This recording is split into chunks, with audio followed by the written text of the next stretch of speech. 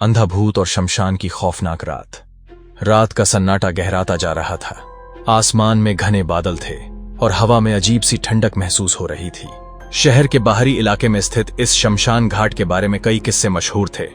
इनमें से सबसे डरावना था अंधा भूत। कहा जाता था कि इस शमशान में हर अमावस्या की रात एक अंधा बूढ़ा भूत प्रकट होता है जो आत्माओं की पीड़ा महसूस कर सकता है और उन्हें मुक्ति दिलाने का वादा करता है। लेकिन इसके लिए एक शर्त होती है।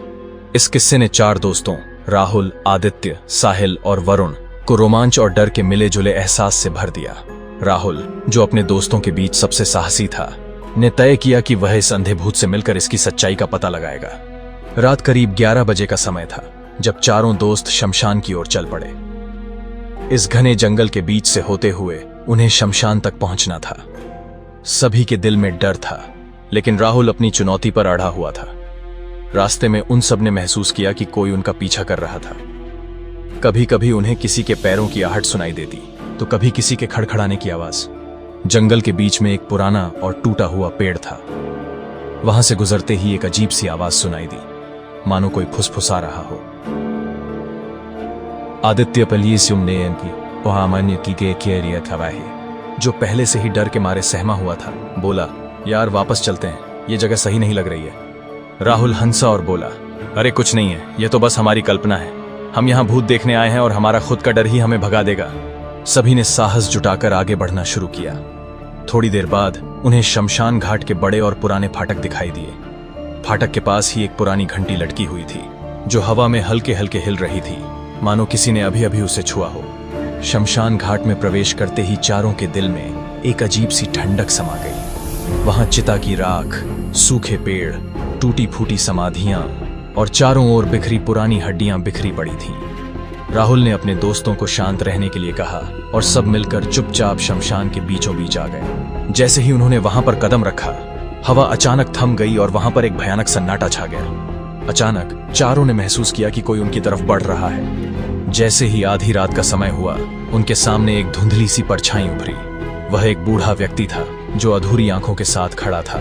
उसकी आंखों में कोई रोशनी नहीं थी और वह बिल्कुल अंधा लग रहा था। उसके चेहरे पर झुर्रियां थीं और उसकी आवाज में ऐसी गूंज थी जो सीधा उनके दिलों में उतर रही थी। अंधा भूत बोला, तुम लोग क्यों आए हो यहाँ? क्या तुम नहीं जानते कि यहाँ आने वाले को अपने भीतर का सबसे गहरा राज कुर्बान करना पड़ता है? साहिल ने कांपते हुए कहा, हम बस ये जानने आए थे कि क्या तुम सच में हो? अंधा भूत हंसा और बोला, मेरा अस्तित्व तुम लोगों के डर में है। मैं यहाँ हूँ तुम्हारे सच की प्रतीक्षा में। राहुल ने अपने दोस्तों की ओर देखा और धीरे धीरे अंधे भूत के सामने खड़ा हो गया। उसने साहसपूर्वक कहा, हमारे बीच कोई भी तुम्हारी शर्त पूरी करने को तैयार नहीं है। क्या तुम बता सकते हो कि आखिर तुम कौन हो? अंधा भूत ने अपनी खाली आंखों से उसकी ओर देखा और बोला, मैं एक आत्मा हूं जो अपनी मुक्ति की खोज में यहां रुका हूं।